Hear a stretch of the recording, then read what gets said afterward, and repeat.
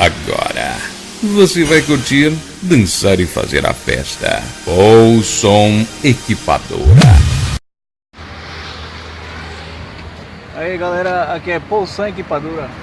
A gente vai mostrar hoje como é que faz para botar o código no aparelho original, certo? Vou botar o código aqui agora.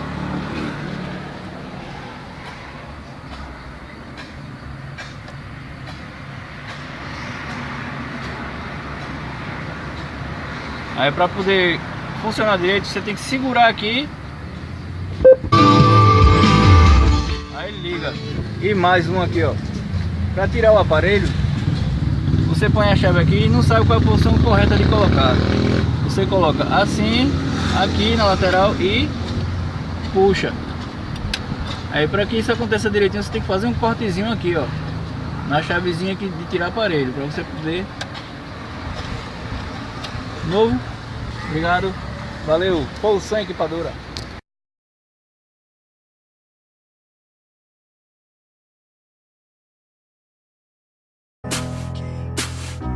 Isso é Poulson Equipadora. Som, travas, alarmes, bloqueador, vidros elétricos, parte elétrica básica, caixas e tampas personalizadas. Projetamos paredões. Isso tudo é Poulson Equipadora.